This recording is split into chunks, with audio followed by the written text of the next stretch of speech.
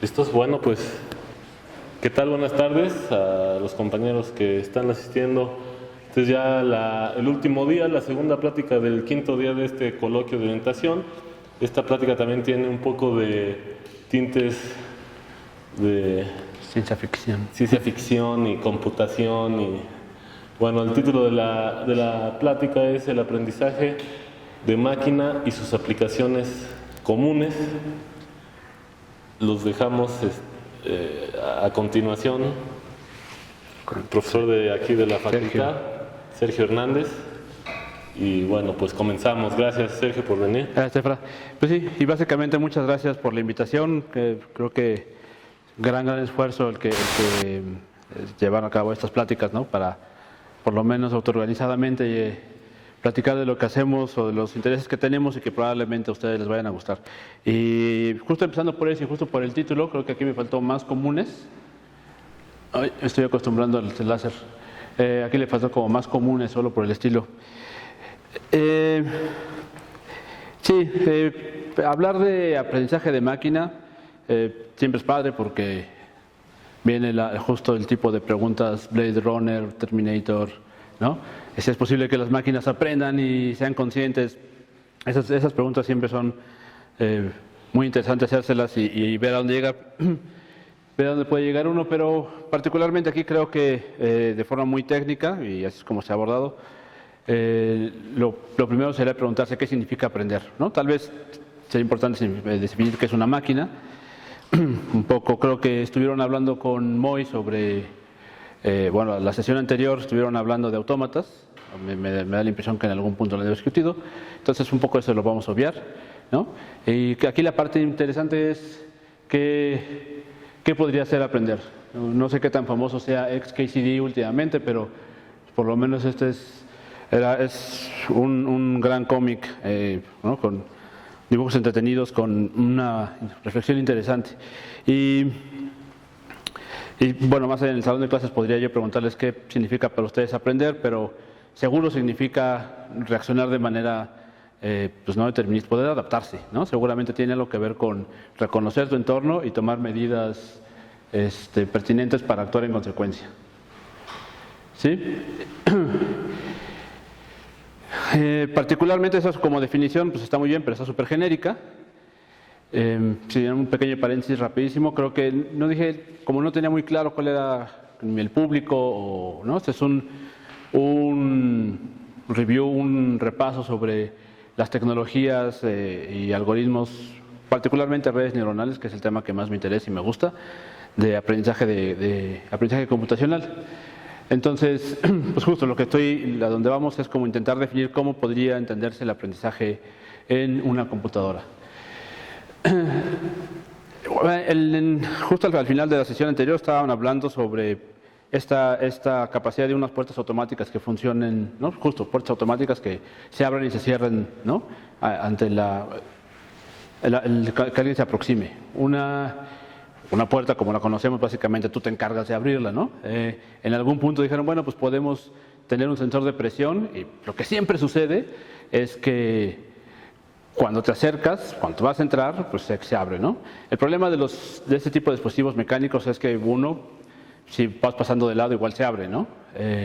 O bien puede que se mantenga abierto si no ibas a entrar o cosas por el estilo. O sea, son justo muy deterministas. Conforme fue avanzando la tecnología y los sensores ópticos y ese tipo de dispositivos, lo que pudimos hacer fue incorporar la estadística en esto, ¿no? O sea, un poco voy a mostrar algunos algoritmos, pero la idea de cómo se entiende principalmente no es necesariamente la única, pero la aproximación o visión al aprendizaje de máquina es de tipo estadístico. O sea, requerimos un chorro de datos para sacar alguna regularidad y construir un algoritmo, ¿sí? Que responda ante lo que queremos que responda. Aquí esos términos y temas están de moda. Hay algo que le llamamos hoy día ciencia de datos, un término todavía peor es Big Data, ¿no? Eso de Big Data un poco creo que no requiere mucha explicación porque no podría gustarnos, ¿no? Simplemente tener muchos datos no necesariamente significa que sirven de algo. Y ciencia de datos, no tengo mucho, hay cosas bien interesantes que se hacen, es solo que cada que veo como las aproximaciones a ciencia de datos, pues, se parece mucho a lo que mis amigos y profesores hacían en la facultad, ¿no? O sea, simplemente ciencia, nada más que por algún fenómeno social se convirtió la manera en que se está consumiendo o entendiendo en revistas y y portales es a través del nombre de ciencia de datos. En fin, realmente aquí lo importante es que concretamente lo que vamos a hacer es agarrar un modelo parametrizado y con suficientes datos, ahí sí, le vamos a decir reacciona de esta manera o de esta otra. ¿Sí? El chiste es construir una función a partir de los datos que esté recibiendo, ¿no? Ahorita vamos a mostrar algunos ejemplos, pero pues justo el punto es intentar conformar un algoritmo que sepa responder ante los diferentes ejemplos que le demos. Un poco así nos entrenan a nosotros, ¿no? Es decir, yo sé que todos vamos a la escuela y nos enseñan a sumar de forma algorítmica, pero muchas otras cosas las aprendemos de forma heurística, ¿no? Desde comportarte en público, por ejemplo. Si tomas alguna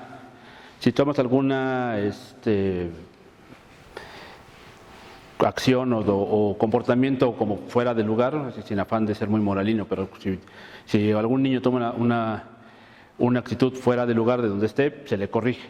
Entonces, este pequeño ejemplo, tal vez ridículo, tal vez exagerado, es un poco lo que sucede con el aprendizaje estadístico. Lo que vamos a conformar es decirle a un algoritmo, mira, esta es la entrada, deberías obtener esto, y de alguna forma de que los parámetros con los cuales funciona el algoritmo se vayan corrigiendo respecto a lo que queremos, ¿sí? Entonces necesitamos una función de error ahí metida para ir corrigiendo. Ok, entonces a grandes rasgos esto es lo que se hace en aprendizaje estadístico. Y esta parte es bien importante porque entonces aprender para nosotros va a significar encontrar un conjunto de parámetros, ¿sí?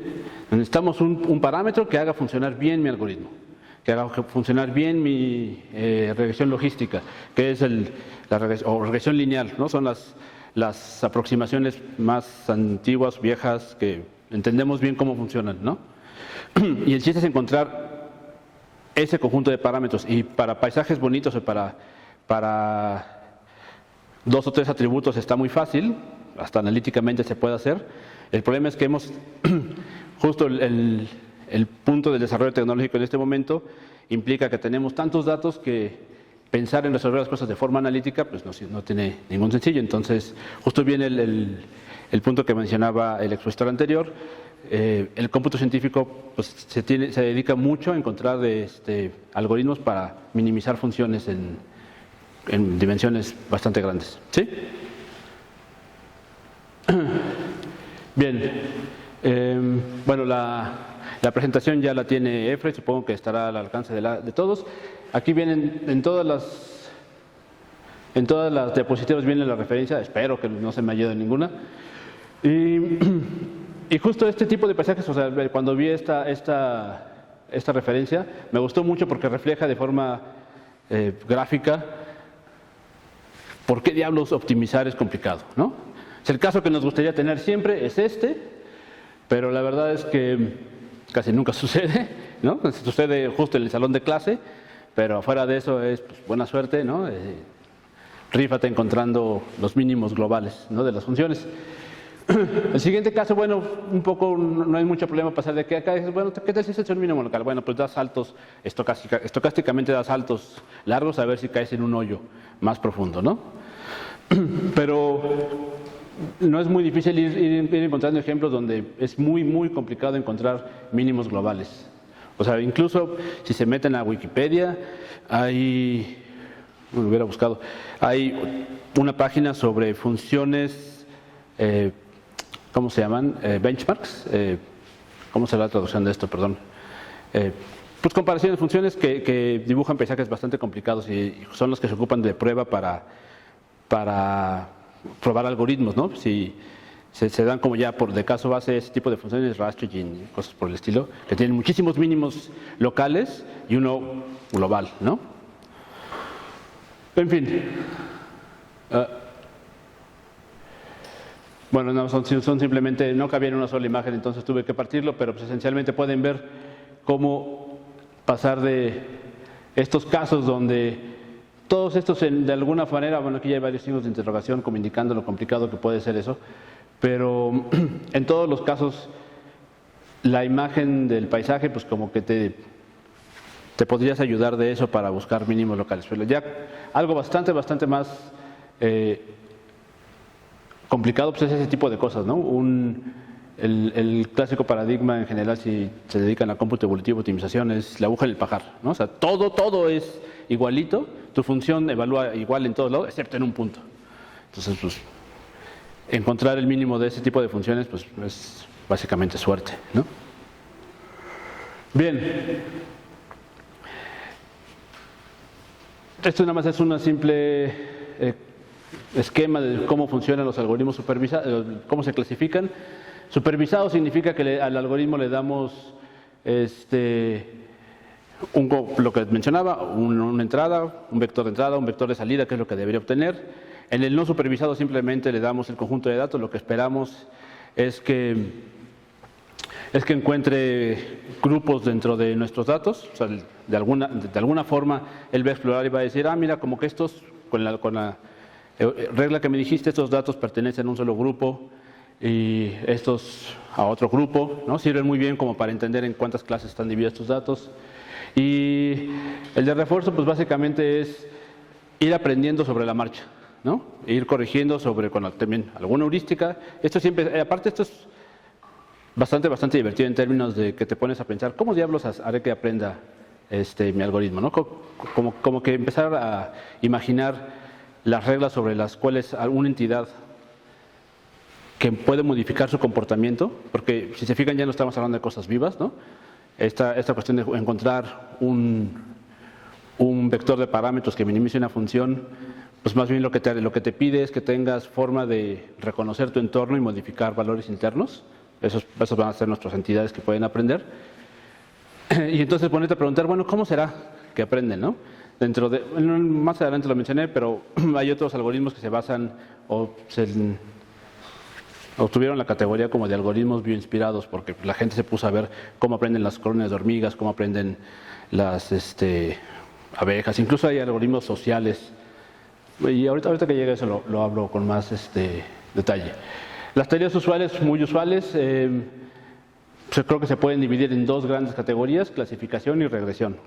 Clasificación, es curioso porque los algoritmos funcionan más o menos todos los que conozco funcionan igual en todos los niveles, nada más. La clasificación suele ser el tipo de campo donde estamos trabajando. Pero lo que queremos con clasificación,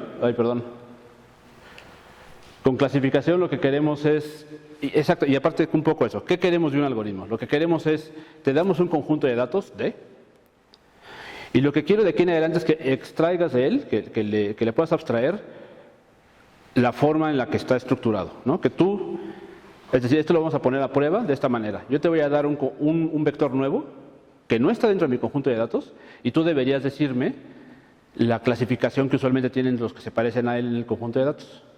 ¿Sí? Eso es lo que queremos, que pueda decidir con casos no vistos. ¿Ok? Ahorita el ejemplo lo voy a abordar con redes neuronales, pero básicamente eso es lo que esperamos un poco de todos. Y bueno, no sé cómo se pronuncia su apellido, pero es Andrew Ng, como se diga. No sé si lo conocen. Entonces, él es de los fundadores de Coursera y en algún punto principal promotor de pues, el aprendizaje en línea, pero también de un curso de redes neuronales muy famoso en su momento. Fue el primer curso que se dio en Coursera era, hasta donde recuerdo, de inteligencia artificial. Y el siguiente de redes neuronales que fue el que dio él. Entonces, bueno, es un poco una autoridad, es una autoridad en el tema y esto lo saqué de su página, lo puse nada más como para, pues como una especie de consenso, ¿no? Él considera que se deben enseñar en una clase de algoritmos de aprendizaje computacional, él cree que estos son los más representativos, ¿sí? Y sí son muy representativos, sí son muy útiles conocerlos. Esta herramienta, por ejemplo, es algo que cada que tengo oportunidad en el curso, en los cursos que doy, es hacer énfasis en que las herramientas que requieres para hacer análisis de componentes principales no se dejen llevar por el nombre. Vamos, es muy espectacular, pero bueno, es nada más un nombre. Las herramientas que requieres con eso las ves en álgebra lineal. Cuando empiecen a escuchar y hablar de eigenvectores, pues pongan atención o entren a ver qué significa Principal Component Analysis para que tengan, ¿no?, una base pragmática, por así decirlo, cuando lleguen a la explicación de eigenvectores. Porque, bueno, básicamente es la experiencia personal. Cuando ya había salido de esa clase, me dijeron, este sistema dinámico lo podemos entender y clasificar con sus eigenvectores. Maldita sea, ¿por qué no puse atención en la clase? En fin, el caso es que esto es una buena compendio de algoritmos que sería bueno conocer. Justo estoy viendo que me faltó la liga, pero es cosa que pongan Andrew NG y Lecture Notes, seguramente les sale esta página que es de Stanford. Otra referencia, es una plasta ahí de una imagen encima de la anterior, es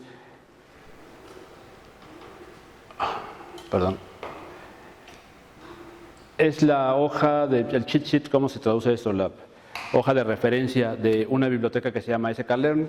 Básicamente yo soy programador más que nada de Python y sklearn es la biblioteca más popular para hacer aprendizaje de máquina, y pues esto más o menos dibuja también el tipo de algoritmos. También no es nada más este tipo de preferencia, porque lo voy a poner. Tienen la inclusión de un algoritmo en esta biblioteca, es un proceso bastante refinado, el conjunto de algoritmos está muy curado, no simplemente lo ponen porque ya, requieren un mínimo de citas y de uso común para ser incorporado dentro de la biblioteca de ellos. Y pues si se fijan, comparten un reversor lazo, por aquí está PCA, K-means deberían conocerlo, el algoritmo de Bayes, y en algún punto van a conocer K-means. Y por aquí anda el perceptrón multicapa también. En fin, es nada más, justo esto, ¿no? Nada más quería pintarles un panorama de algunos algoritmos para hacer aprendizaje computacional. ¿Sí?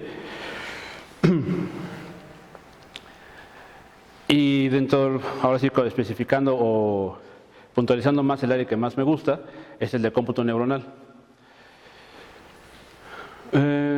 Justo es lo que les mencionaba hace rato, ¿no? Hay una serie de algoritmos que se pueden entender dentro del conjunto de cómputo inspirado, como las redes neuronales, algoritmos genéticos de optimización por hormigas, que se construyeron a partir de justo observar que el cerebro o los sistemas neuronales funcionaban muy bien para entender, ¿no?, para abstraer, para hacer sentido del mundo, pues, ¿no? Las hormigas también, ¿cómo puede una colonia de bichitos de este tamaño, que evidentemente no tendrán muchas más neuronas que 10 a la 3, 10 a la 4, puedan, ¿no?, sostenerse, hacer esas estructuras como son los hormigueros, buscar comida, llevarla al hormiguero para aguantar el invierno, cosas por el estilo. Entonces, esa parte está bastante interesante, bastante entretenida en términos de, vamos a fijarnos en las hormigas y vamos a ver si podemos abstraer un algoritmo. Un poco se llama bispirado porque lo ves y después ya se llama optimización por hormigas o por partículas y la abstracción es bastante más pesada. Igual a las redes neuronales. O sea, realmente ahorita el campo, por lo menos el campo más pragmático para hacer clasificación y predicción con redes neuronales ya no está tan basado en lo que hace el cerebro, ¿no? Las funciones de activación no son exactamente las que se encuentran en la neurofisiología. Bien. Y por cierto, si tienen en algún momento ganas de detener la plática y preguntar algo, pues con toda confianza. Entonces, bueno, una parte que me gusta mucho del cómputo neuronal es, no sé si hablar del cerebro, o por lo menos contrastar qué es conocer un poquito cómo funciona el cerebro y luego contrastarlo con el modelo que estamos usando.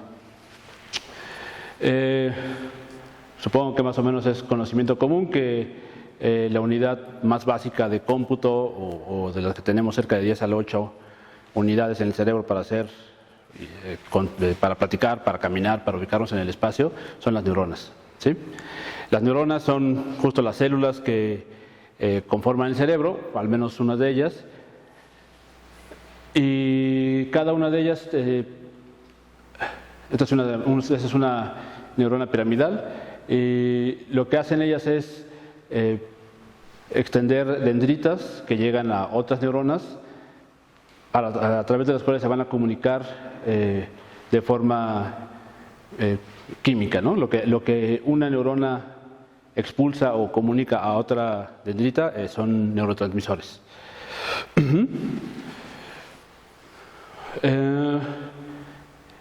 Esta figura es básicamente parte del trabajo de Hodgkin y Huxley. Se pudieron hacer, supongo que en 1940, de un calamar gigante con un axón gigante, y el oso de axón gigante significa que era un axón de 1 milímetro más o menos, y ahí se tenían que, con ese empezaron a experimentar. Yo no sé, uno se entera de estos chismes y los repite uno tal cual, pero supongo que te llega un calamar y tienes que guardarlo en hielo. No sé uno, pues, no creo que sea nada más uno, deben haber sido unos cientos, porque lo sacas del hielo y no creo que dure mucho más, ¿no? El caso es que aquí la parte interesante es que tenían que inyectar un electrodo y activar un potencial, ¿no? Y lo que observaban, algo extremadamente interesante que por lo que esto empezó a cobrar vida, este campo, fue observar ese tipo de fenómenos. Se inyectó un potencial y no pasaba nada hasta cierto punto, en el cual la neurona disparaba justo una señal, ¿no? Es decir, no es lineal, ¿no? Es un fenómeno como de acción y disparo. No pasa nada en un momento hasta que se rebasa ese umbral y ya se dispara algo, ¿sí?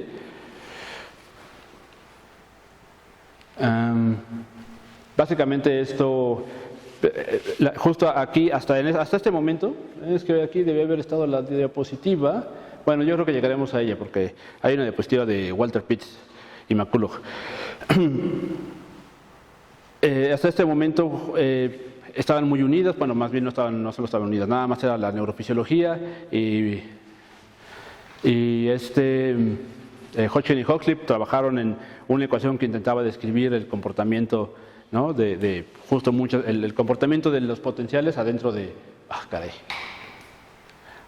la neurona. Básicamente, si se meten a leer este texto de esto, lo que van a encontrar es que utilizaron una ecuación del cable se les imaginó que lo que estaba pasando era muy similar a lo que pasaba en un cable.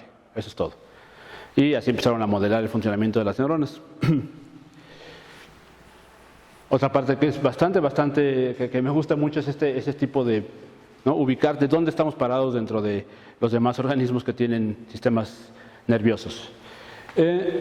Pueden encontrar la bibliografía aquí, de ahí la saqué. Yo creo que no estaría mal ver si hay una actualización de estos datos. Por lo menos del humano sí. Esto tenía 10 a la 11 y estoy seguro que en algún punto vi que era 10 a la 8 o a la 9. Le bajé el 8 nada más para ser conservador, pero por lo menos sí sufre actualizaciones, pues, ¿no? Yo tenía 10. Este trabajo, si lo revisan, debe decir aquí 10 a la 11 y unos años después me enteré que no es cierto, ¿no? Siempre no. Son bastante menos neuronas, pero lo que no son menos son sinapsis.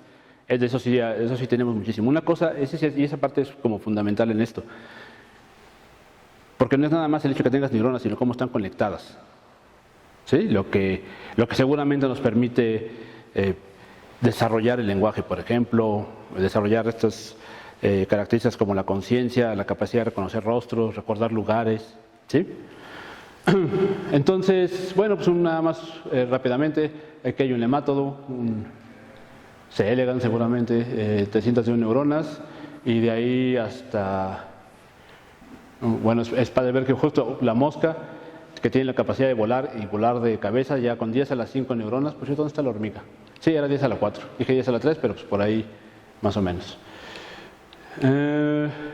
Tener sonar con 5 por 10 a las 7 neuronas, ya puede uno hacer, podría pensarse que es suficiente para hacer uso de un sonar. Incluso justo eso, hasta donde recuerdo, usted no tenía la cantidad de sinapsis. Debe ser un trabajo fenomenal, ¿no? Es impresionante el de ponerte a ya contar las neuronas y luego contar las sinapsis. No se ve como tarea sencilla.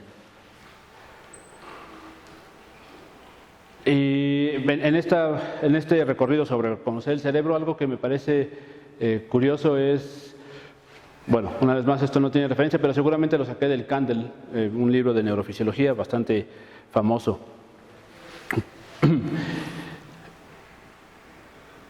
Supongo que estadísticamente creo que puedo decir que el cerebro usualmente se conforma así.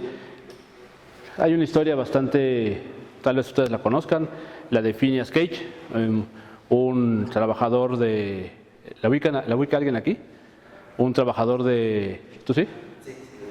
Entonces, este cuate que estaba, un trabajador del ferrocarril, le dio a una bomba o pedazo de dinamita con su barrena como se diga, salió disparada, ¿no? Le atravesó desde aquí y salió disparada por acá. ¿Cómo? Sí, él solito. Y la parte interesante, pues justo porque...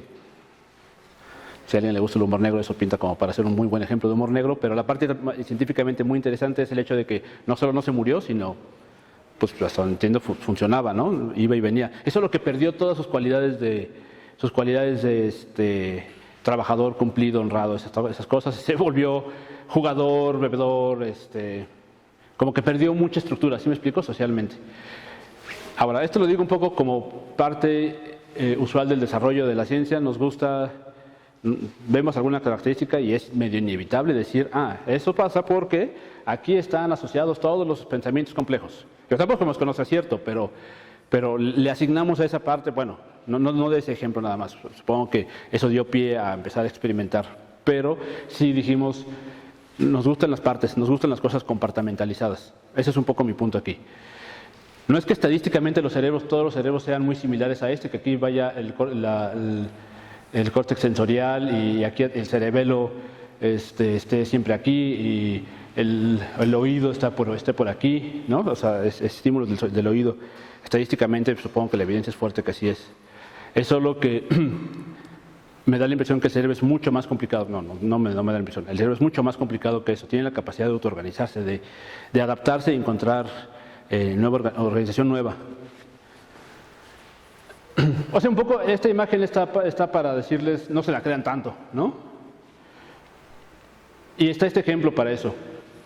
Este ejemplo es una chica china que llegó al hospital porque tenía mareos y le dolía la cabeza y cosas por el estilo, y tenía 20 años. Le hicieron un CAT scan o sí, que me acuerdo que era un CAT scan.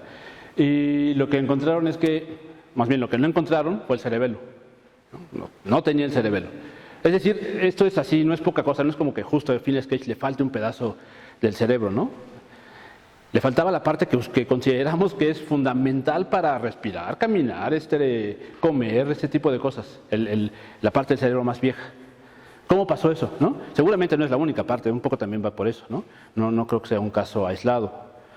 Debe haber varios. Y aquí lo importante es decir, el cerebro encontró cómo suplir esa función. ¿Sí? Y es la parte más vieja del cerebro. Es decir, también esto va para decir, no conocemos tan bien el cerebro, ¿no? Esta rama, por eso me gusta. El cerebro es una cosa rara, que le seguimos encontrando muchas propiedades, patrones, estructura distinta. Y no sé qué tanto podemos decir que las redes neuronales sigan siendo cómputo bioinspirado. Yo creo que hace rato ya no lo son, pero eso no quiere decir que no sigan siendo fuente de inspiración en algunas cosillas, ¿no? Sobre todo, justo en el cerebro hay células, por ejemplo, las de Purkinje, que parece que están asociadas a la memoria. En fin. Muy bien, esta nota sobre Walter Pitts y McCulloch la pueden encontrar en esta liga, y básicamente es un repaso, una revisión sobre este proceso en el que Pitts y McCulloch desarrollaron su modelo del perceptrón. McCulloch era aparentemente alguien, pues no sé, de algún estrato social distinto que el de Pitts, y él era un tipo, por lo que explican en el texto, de una clase social, ¿no? Un sector social más, ¿cómo decirlo?, castigado, más limitado en muchas cosas. Un tipo brillante seguramente, un tipo brillante vaya, y McCulloch no, un bohemio, borracho, empedernido, ¿no? Poeta seguramente y cosas por el estilo. Pues más o menos todo eso viene ahí en el texto, puede que le haya puesto mi cosecha. Pero el contraste de personalidades, lo que quiero resaltar aquí era ese. Ellos dos desarrollan el modelo del perceptrón. Pitts no parece fijarse mucho en las neuronas, a él lo que le interesa es el aspecto lógico, y McCulloch es el que sí está enterado de la neurociencia y empieza a ligar unas cosas con otras, ¿no? Bien, toda esta riqueza de conceptos y de fenómenos y de historia la reducimos un poco a esto. Nuestro modelo de red neuronal básicamente es una matriz que recibe estímulos, los pondera, vemos si pasa un umbral, ahí sí estamos recuperando la función más básica de la neurona, vemos si pasa un umbral y entonces esta función de activación dice si la neurona dispara un 0 o un 1. En el caso más básico lo que utilizamos es la función step. La función step no es otra cosa que se dispara un 1 después de cierto umbral, ¿no? Esto lo corrí para que no me estorbara el eje Y, pero esencialmente es eso. Después de cierto umbral, if X rebasa Z o M, lo que sea, dispara un 1. Muy bien, y empezaron a trabajar en esto, es solo que se encontraron con una pared, bueno, sus primeras aproximaciones. Aquí nada más están neuronas o sí, redecillas muy sencillas. Lo que están mostrando estas es cómo este paradigma de conexionista puede ligarse con la geometría, y lo que hacen también es replicar el comportamiento de funciones lógicas. Esto es la compuerta AND, todas tienen un valor de 1 en su umbral, y este es el OR. Es decir, lo que está sucediendo aquí es que aquí entra un 1, acá entra un 0, o un 1 y un 1, la entrada X1 y la X2, se ponderan por el 0.7, se suman, y si rebasan el umbral que está ahí, entonces se dispara un 1. Entonces, si entra el 1, 0, no se rebasa, o sea, el punto 7 no rebasa el 1, evidentemente el 0, 1 tampoco, solo el 1, 1 sí lo rebasaría, y se dispara 1 en ese caso. Y aquí básicamente cualquier entrada pues lo rebasa porque el umbral es 1.4, ya es mayor que 1. ¿Sí? Entonces ahí están replicadas las funciones AND y OR. Parte importante también, bueno, eso lo veo en la siguiente diapositiva. El único problema es que esto no permitía, long story short, porque la verdad es que es bastante más complicado que eso, pero lo que no permitía hacer esta configuración, el perceptrón así solito, era separar y 1, 0. Es decir, si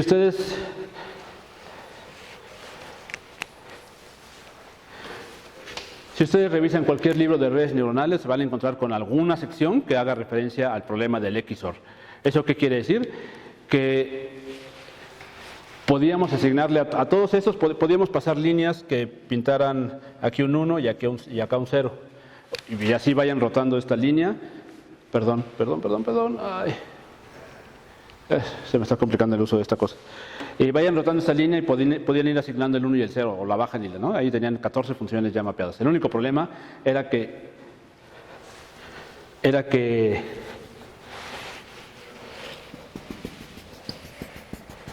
esto no se podía hacer. No podíamos separar estos dos patrones y decirle, a ver, dile que este es un 1 y este también, y este es un 0 y este también. Sí, al menos en esta geometría no era posible. Entonces, me imagino que doblándolo un poco y pasando un plano por ahí en medio, ya se puede, ¿no? O sea, estos dos quedan abajo y estos dos extremos quedan arriba, y ya puedes etiquetar a todo el mundo con 1 los de arriba y 0 los de abajo si así quisieras. ¿Sí? Pero por alguna razón no se les ocurrió esta solución.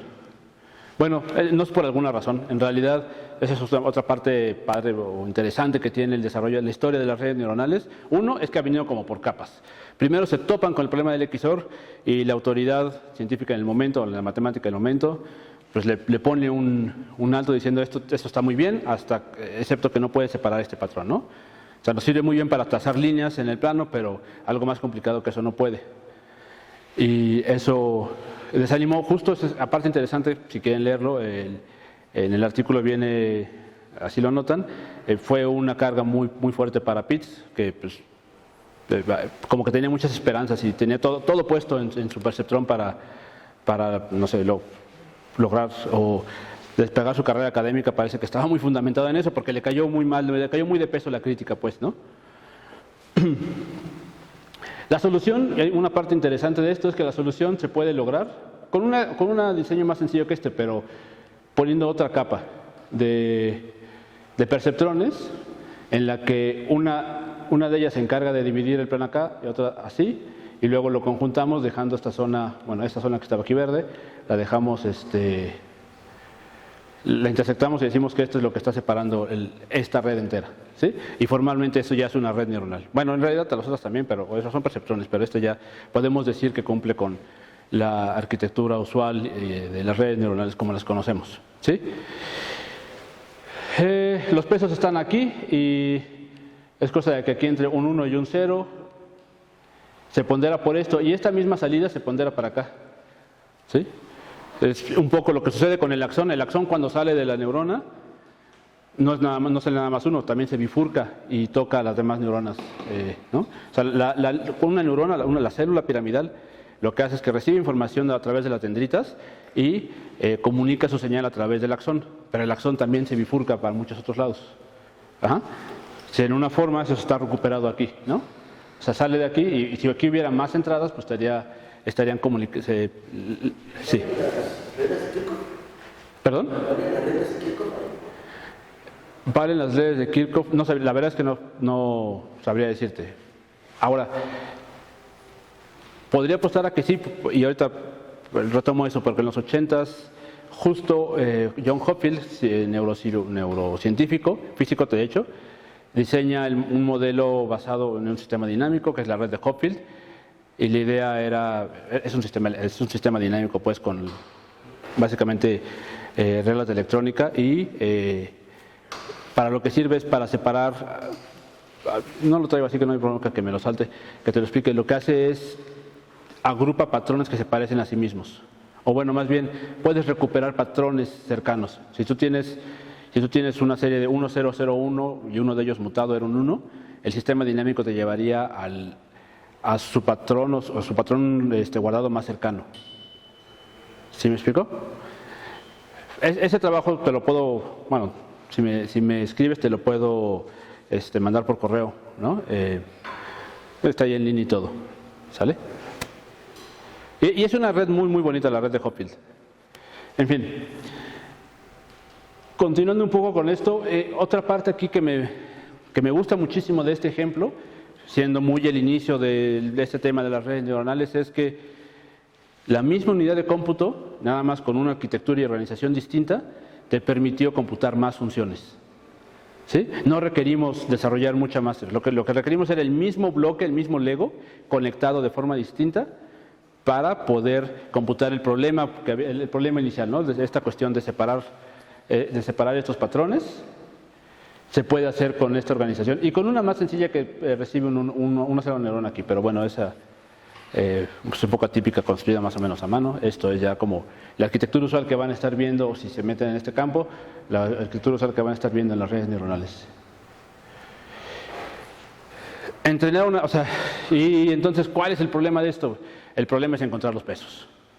El conocimiento aquí, el paradigma conexionista, si se fijan, el umbral no es otra cosa que puede ser un 1, incluso el umbral se pone como un peso de forma dummy, pero todo el resto de lo que una red aprende está en los pesos, la forma en la que se conectan unas cosas con otras, ¿sí? No, a mí no me parece poca cosa, ¿no? Estamos pasando uno pensaría que la parte medular de esto son las neuronas, y sin embargo lo que estoy diciendo es que la parte medular son las conexiones entre las neuronas. ¿Sí? Las neuronas parecen estar dando estructura a todo esto, pero lo importante son cómo están conectadas entre ellas. Y no es otra cosa que un sistema de votación, por así decirlo. Lo que tenemos aquí es, si ustedes fueran las neuronas y yo, la última capa que está hasta aquí, lo que sucede es que nos entrenamos en algún contexto específico y después de un rato aprendo a confiar en ustedes. Lo que hago es, ya sé que tú siempre dices la verdad, ya sé que tú siempre dices lo contrario de lo que está sucediendo, ¿no? Entonces te asigno un -1 para ciertos contextos. ¿Sí me explico? Eso es lo que está pasando aquí, ¿no? A alguien que usualmente se equivoca le asigno un 0, ¿sí? Ese es todo el chiste de una red neuronal, es encontrar esos pesos. Y eso es todo un reto. O sea, el reto de hacer una red neuronal está en eso. Entonces, hablé un poco sobre la primera etapa en la que las redes neuronales se detuvieron. Renacen, según yo, es con el trabajo justamente de Hopfield. Hay quien dice que, bueno, la otra posición es que es con el algoritmo de entrenamiento de retropropagación, que es un poco que te permite ya encontrar pesos en varias capas, pero por ahí el caso es que por ahí de los 80s renace el campo de las redes neuronales.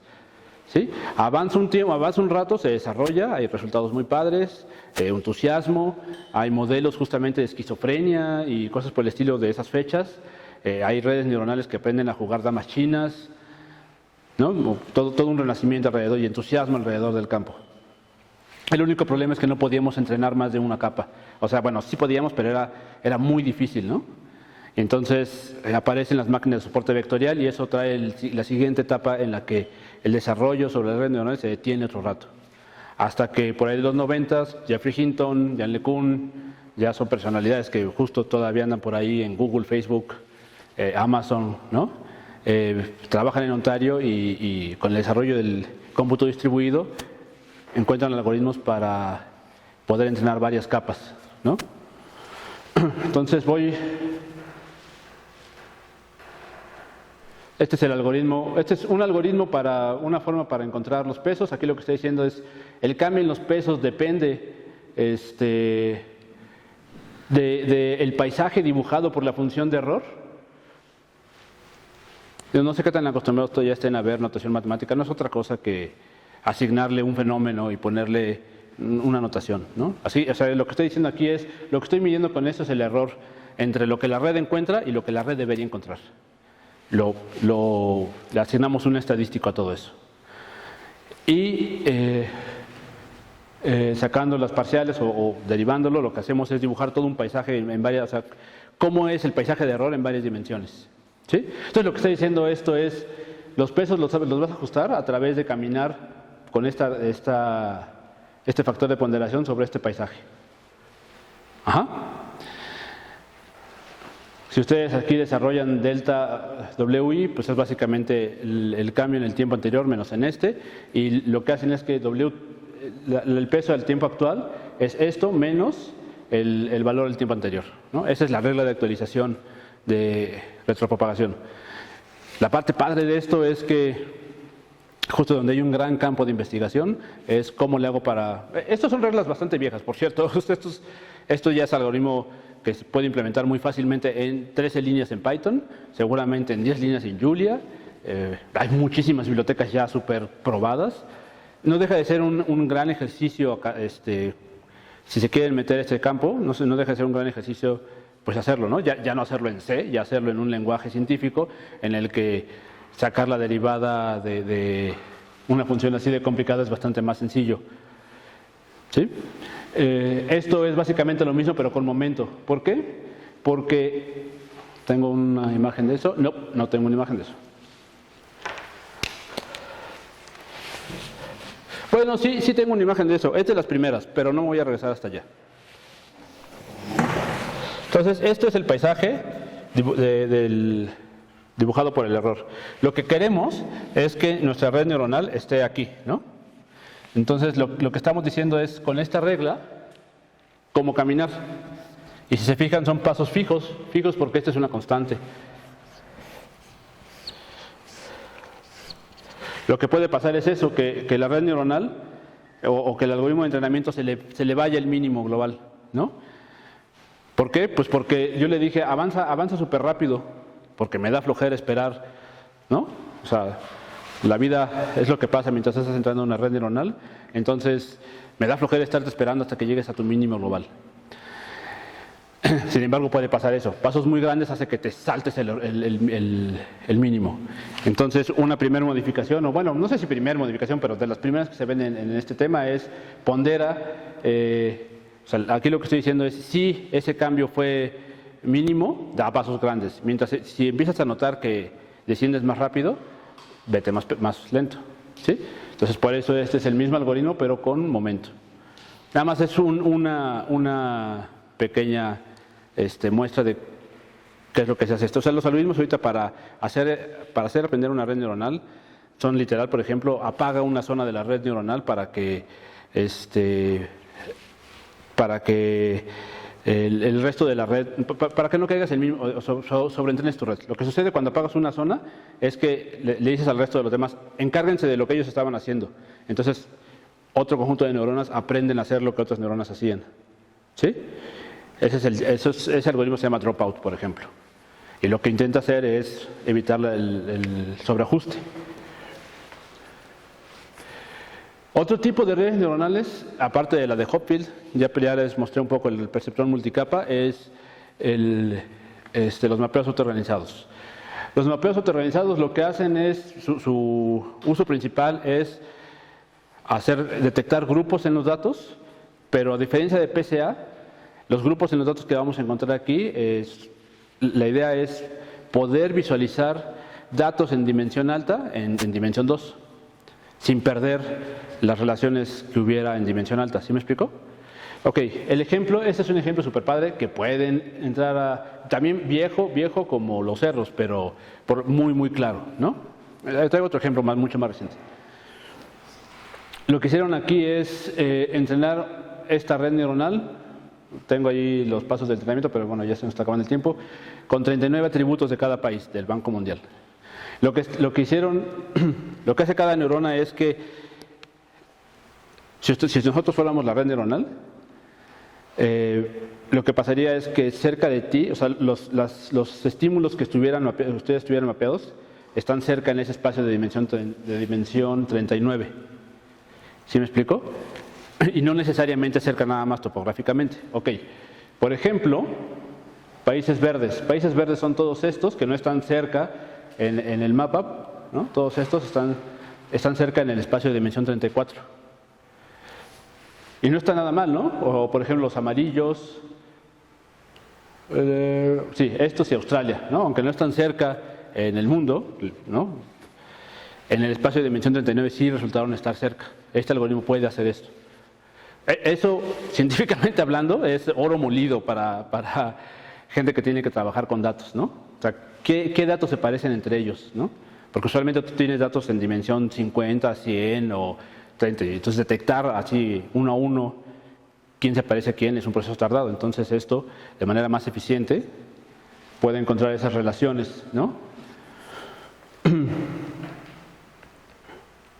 Por ejemplo, aquí también este es un mapa autoorganizado y lo que está diciendo es que estos unos se parecen están cerca de los 12, la figurita, ¿no? La figurita es la que están cerca de los 9 de los 7, y no está tan lejos de la realidad, ¿no? O sea, como que el 9 y el 7 sí parecen estar cerca como dibujitos, ¿no? El 5 del 6, hay otro trabajo hecho con vocales del finés. En fin, eso pueden entrar a Scholarpedia y checar ese trabajo. Me parece súper padre.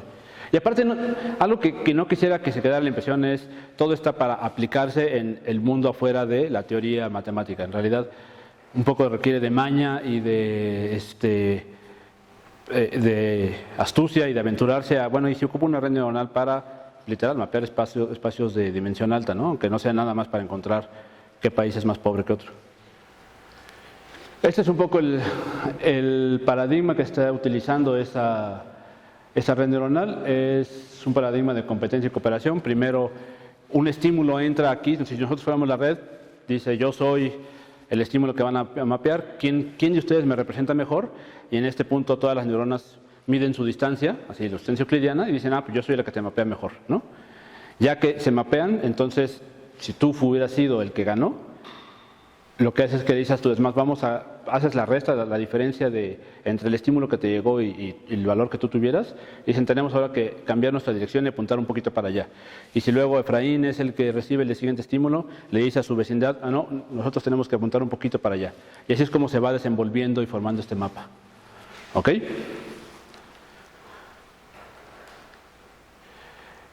Otra red neuronal que son un poco ya lo que se ocupa hoy en día, y ya para terminar, son las redes de convoluciones. Lo que hacemos aquí, todo el chiste está también, uno es encontrar los pesos, y dos, buena parte de la dichosa ciencia de datos es encontrar las características que describen de manera eficiente y sin ruido, el menor ruido posible a tus datos.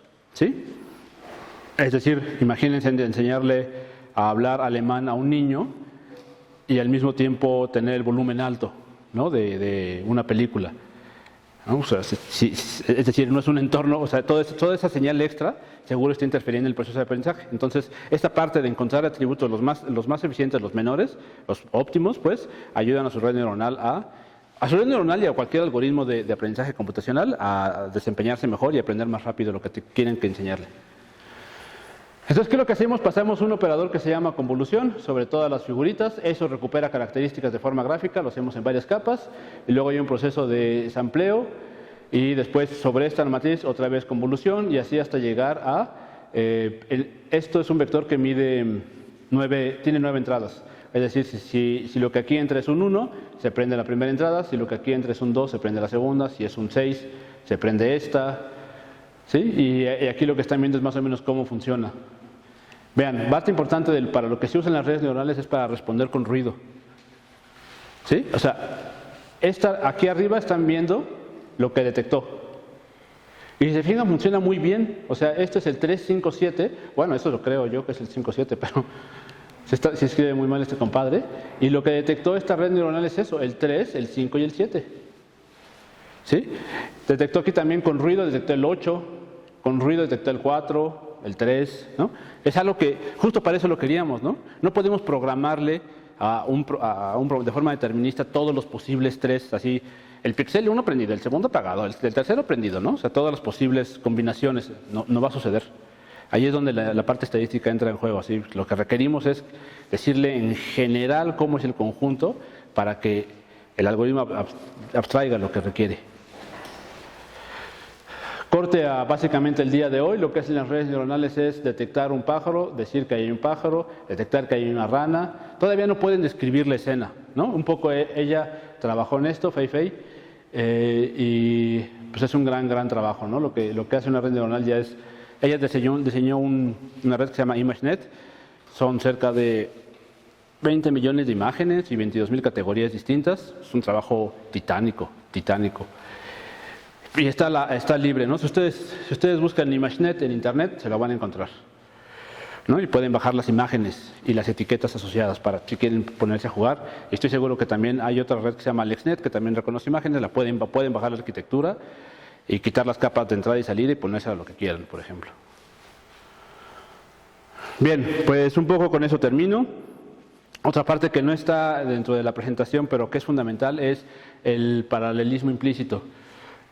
La razón dentro de los dos extremos de los algoritmos de aprendizaje de máquina, creo que la comunidad y lo que leo mucho es, de un lado, los más sencillos son los árboles de decisión, que lo que te dicen es, un individuo, un estímulo nuevo, te dice, dime cuál es la entrada 5, y luego dime la entrada 6, va decidiendo de forma en cascada sobre los atributos. Y te dice, entonces le corresponde un 1 o un 0. Si se fijan, ese paradigma es bastante lineal.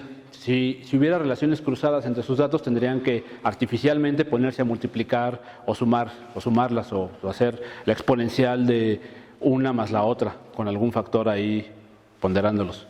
Y pues buena suerte, ¿no? Eso no va a pasar. Las redes neuronales lo hacen implícitamente. Esta cuestión de conectarse todas entre ellas te permite explorar condiciones iniciales y relaciones entre los estímulos desde el inicio. ¿A cambio de qué? O sea, ¿qué se pierde? Lo que tienes con los árboles de decisión es claridad. Lo que tienes con las redes neuronales son precisión, ¿no? Muy buena precisión clasificando cosas. ¿Pero qué pierdes? Explicabilidad. buena parte de los esfuerzos que siguen en curso es poder mostrarte pues un poco esto, ¿no? O sea, tener visualización sobre las capas internas para saber qué está pasando en ellas. Son trabajos que se siguen desarrollando. Aparte, esto ya sucedió en 1990. En los 80, 60 no estaba, ¿no? Digo, está bastante avanzado, tampoco es como que sea trabajo nuevo. Me gustan mucho y creo que algo que podría transmitirles es, si una herramienta les gusta mucho, no la intenten ocupar en todo. No tiene ningún sentido pensar que tienen o sea, es lo malo de ser un martillo, todo es clavo para ti. Entonces, también está difícil, como decía el buen Efra hace rato, uno no se va a poner a aprender sistemas dinámicos, biología, ¿no? Y todas las ramas de la matemática. No, la vida no alcanza. Estaría padre, pero la vida no alcanza. Inevitablemente vamos a tener herramientas preferidas, pero pues sí, un poco no se la crean tanto, ¿no? O sea, también lo malo de estar en el extremo de que esa es mi única herramienta es que uno empieza a hacer malabares ¿no? Para ajustarla a tus datos y a tu experimento y a tu fenómeno y a tu explicación y teoría. Pues un poco de lo que ya dije, son tolerantes al ruido y pues creo que es básicamente todo. Nada más me voy a tomar un minuto más para explicar esta diapositiva. Yo no sé si ocupan Linux, ocupen software libre. Todas estas herramientas, las primeras 10 supercomputadoras o 500 supercomputadoras, todas ocupan Linux, no es casualidad, ¿no? El software científico está hecho y funciona mucho mejor en Linux, la bioinformática usa Linux. Digo, no voy a negar que hay herramientas en Windows que solo funcionan en Windows, bueno, un poco ni modo. Instalan una máquina virtual y ya la libraron. La segunda parte de esta diapositiva es, pues, hacer conciencia sobre el momento que vive nuestro país y más en una universidad como la UNAM, ¿no? No podemos ser ajenos a uno ser la institución pública que más recursos recibe y hacerse cuenta que todo va bien. Entonces, bueno, pues eso, ¿no? Entonces, una universidad y su educación va a ser pagada por gente que sufre estas cosas, ¿no? Entonces, pues creo que es todo. Si hay alguna duda. Bueno, antes de las preguntas, pues le damos las gracias a Sergio.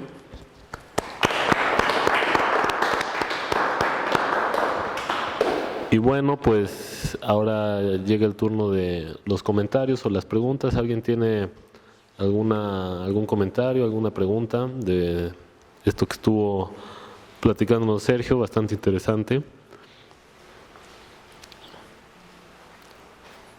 Todas las referencias están ¿no? Todas las diapositivas, bueno, casi todas tienen referencia, entonces pues también está un poco pensado para que yo detesto las presentaciones en las que algo me interesa y ya nunca más sé de dónde vino. Entonces un poco la intención fue poner referencias por si quieren. Y si, bueno, no sé por qué no puse mi correo, es sergiohzlz@ciencias. Aparezco dentro de la plantilla de profesores. Entonces, si tienen dudas, la clase de redes neuronales la estoy dando yo en este momento. Es cosa de que si tienen dudas, si quieren referencia, libros, con toda confianza, pues se acercan y lo platicamos. Ok, ¿qué otro curso estabas dando, Sergio? Genómica computacional. Genómica computacional tiene el nombre de genómica, pues no sé, por cosas circunstanciales, yo creo que de la época. Entonces, la verdad es que es más bien introducción a la bioinformática. Un poco porque las herramientas que sirven esas herramientas que sirven para genómica las pueden extrapolar a proteómica, al conectoma. Bueno, no sé si el conectoma tan literal, pero sirven para muchas cosas en la bioinformática. Entonces son fenómenos también, ¿no?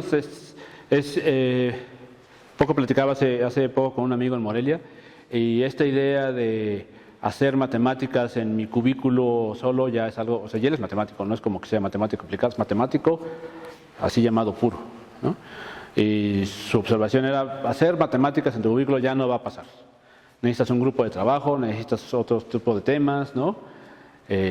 Entonces, algo muy padre es que no se cierren a la idea de encontrar y rascarle a problemas no necesariamente dentro de la teoría. No es como que ahí se vaya a estancar la teoría, también pueden seguirla desarrollando. Encima de todo, yo creo que la biología es de esas cosas que están impulsando la matemática teóricamente hablando, ¿no? Y pues eso, esa materia es un poco es ver fenómenos relacionados con la biología, cómo la computación y la matemática respondieron a ese tipo de problemas. Eso es lo que hacemos en clase. Ok. ¿Alguna pregunta, comentario? Bueno, si no hay pregunta, yo... bueno, aquí. Yo sí tengo una así curiosa, bueno, poco cultural. ¿Es computable la cantidad de sinapsis que existe, por ejemplo, entre un ¿Para grupo qué? finito de neuronas? ¿En el cerebro? Ajá, o sea, se puede ¿Replicar? ¿Se te refieres como a llevar, o sea, justo es una muy buena pregunta porque se llama cómputo neuronal, pero es artificial, ¿no? Y literal ese artificial literal hace una gran diferencia porque se parece en la estructura, pero las dimensiones de la red neuronal más grande que tenemos es órdenes de magnitud menor que las que encuentras en el cerebro. No sé si es un tema de tecnología, ¿no? De poder reducir más y más y poder tener máquinas más eficientes en poquito espacio. Pero ahorita está curioso porque entrenar una red neuronal de este tamaño, cuando salió ImageNet y LeNet y todas esas cosas, uno escuchaba que lo que se había tardado Google en un clúster, como de, no sé, cientos de CPUs, había sido una semana. ¿Se imaginan? O sea, una semana corriendo un clúster, o sea, ya no digamos mi computadora, ¿no? Entonces, tener estas redes tan sofisticadas que tiene Facebook que te reconocen tu cara y de ladito y todo lo que sea, sucede en mucho tiempo y nada más es para reconocer caras. Está padre, ¿no? La pregunta en términos de, y más cosas, ¿cuánto más va a tardar, no? 10 años en lo que tienes. Estaría curioso eso, ¿no? Por lo menos, que tuviera que pasar varios años para que tengas un robot, ¿no? Que pudiera hacer más cosas que detectar caras. En fin, es solo una debrayes personal. ¿Sí? ¿Contesté más o menos tu duda? ¿Sí? ¿Se contesté tu duda? Sí. Bien. Por ejemplo, bueno, otra pregunta en ese caso, esta modelación de las redes neuronales también es similar, por ejemplo, a la modelación por ejemplo, del crecimiento celular o algo así, por ejemplo, modelar la organización después de la mitosis o cosas de ese estilo. O ya es Neurofisiológicamente hablando, pues de hecho es un poco, o sea, las neuronas en el cerebro son células y se desarrollan igual. Los modelos, y aparte también es otra parte que no dije, hay un campo amplio de neurocientíficos que se dedican que hacen software dedicado a modelar el cerebro, intentar replicarlo. Yo entiendo que con fines pues yo supongo que curiosidad es una de ellas, pero la otra es probar drogas ¿no? O sea, no necesitar de un cerebro para probar ciertos fármacos. Entonces la idea es replicar algunas estructuras. Entonces ahí es donde viene la parte en la que biológicamente esas redes que esos científicos modelan que es un campo completamente aparte, ¿no? Ahí los programas que utilizan ellos para modelar el cerebro sí son más como modelos biológicos, ¿no? No sé qué tanta comunicación, la verdad es que ignoro a ciencia cierta qué tanta comunicación, qué tanta abstracción de algoritmos o de estructuras. Mira, parece que esto recupera patrones bien, voy a utilizarle en una red neuronal de estas. No sé hasta, creo que según yo no tanto, pero ahí más bien es con eso, con un gran a según, ¿no? Ok, pues ¿alguna otra pregunta? ¿Has escuchado algo sobre composición musical por redes neurales? Sí, hay una red neuronal, esa es una parte bien interesante. En términos también buena parte de lo sensible de este tema es decir, o sea, está tocando cosas que hacemos nosotros, ¿no? Y reconocer, no solo ya es reconocer caras, que es bien el tema de la privacidad y es el tipo de cosas que espantan, pero también ya redactan cosas, ¿no? Y yo estoy seguro que la mitad o todos los investigadores de aquí de la facultad serían felices con una red neuronal que le dijeras teclea mi informe. En serio sería maravilloso para muchos de ellos y no lo veo en un futuro tan lejano. Por ejemplo, tú puedes hacer una red neuronal con algunos textos tuyos que escriba como tú, ¿no? Lo bueno del lenguaje técnico es que es bastante más acotado y estructurado. Entonces, por ahí en un futuro no muy lejano tenemos ese tipo de programas. Música, sí, existe una red neuronal que hace jazz. Ahora, aquí la pregunta es grave en términos, la pregunta ética voy a dejar de escuchar a Charlie Parker y escuchar una red neuronal. El punto es que no se desarrolla para eso. O sea, el hecho de que pueda generar música, que tenga este proceso creativo sofisticado, es el de vamos a utilizarla en algo más. Porque estas redes neuronales también se ocupan en detectar brotes de cáncer en tejido humano, por ejemplo, ¿no? Entonces, funcionan mejor que el doctor. Y eso, y ahí sí es como, bueno, está bien, no hay problema, ¿no? Si pueden detectar cáncer, de lo que se alimentan mucho es del entrenamiento. El entrenamiento debe ser claro, asistido por doctores y computólogos y matemáticos, pero a lo que llegaron es a redes neuronales que podían detectar brotes de cáncer, ¿no? Podían decir, este lunar no es cancerígeno y este sí, cosas por el estilo. Y son esfuerzos alrededor de justo esta red neuronal que hace Jazz. ¿Sale?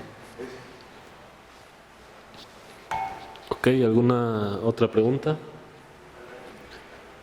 Bueno, yo una rápida. ¿Tú sabes cómo es que hace Facebook para el procedimiento de reconocimiento facial en las imágenes? Sí, es este.